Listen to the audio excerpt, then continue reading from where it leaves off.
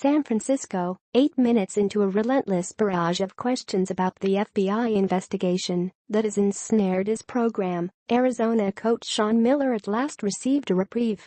A kind-hearted reporter at the Pac-12's men's basketball media day finally asked Miller about his team, the one that is the favorite to win the league this year and should start in the preseason top 3 nationally. "I appreciate the question," Miller responded with a weary chuckle. The previous dozen questions Miller fielded inspired more winces than words.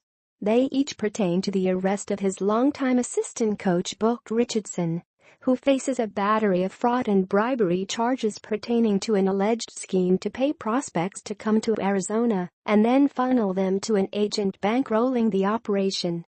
Miller's only previous comment about the FBI investigation was a statement he released last week describing himself as devastated to learn of the allegations against Richardson and pledging to continue to work to promote a culture of compliance at Arizona.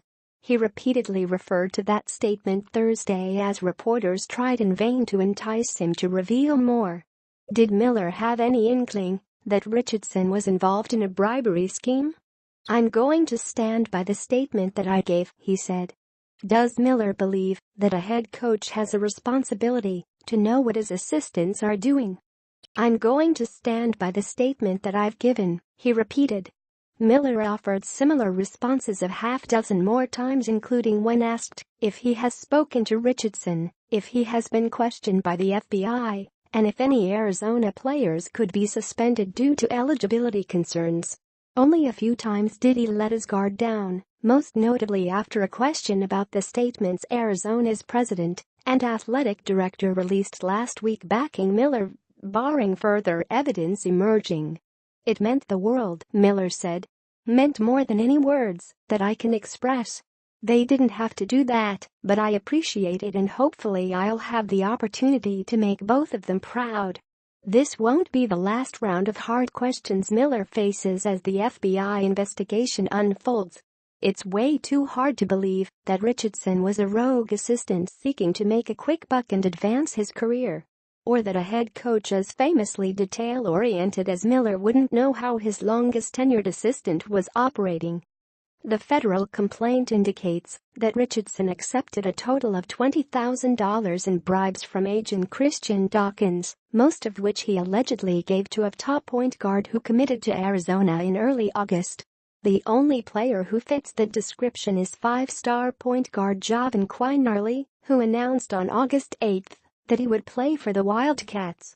An Adidas executive is quoted in another section of the complaint saying that a recruit believed to be 5-star forward Nasser Little had been offered $150,000 to commit to Arizona. In the complaint, Dawkins also references not being able to get involved with a current Arizona player because he is already being paid by someone else. It's no mystery why Arizona is standing by Miller in spite of those allegations. He's valuable to the university because he wins. This is a man who brought stability to a proud yet floundering Arizona program when he arrived 8 years ago, leading the Wildcats to a 220-66 record and 6 Sweet 16 appearances without so much as a hint of NCAA impropriety. The concern for Arizona is the strong possibility that evidence further implicating Miller may yet emerge. Not only could the FBI discover new incriminating evidence against Miller on its own, it could also offer Richardson a deal in exchange for new information about Miller. That might be tough for Richardson to turn down considering he is facing up to 60 years in prison and $1.5 million in fines if convicted of all charges. The criminal law violations here create an environment that is conducive to people cutting deals that would be self-serving to maintain their freedom, said Alabama-based attorney Don Jackson, who specializes in NCAA infractions cases. "In an NCAA case, we're concerned about show cause sanctions, suspensions and the potential of losing a coaching career. With the criminal aspects of this case, now we have coaches who are concerned about losing freedom.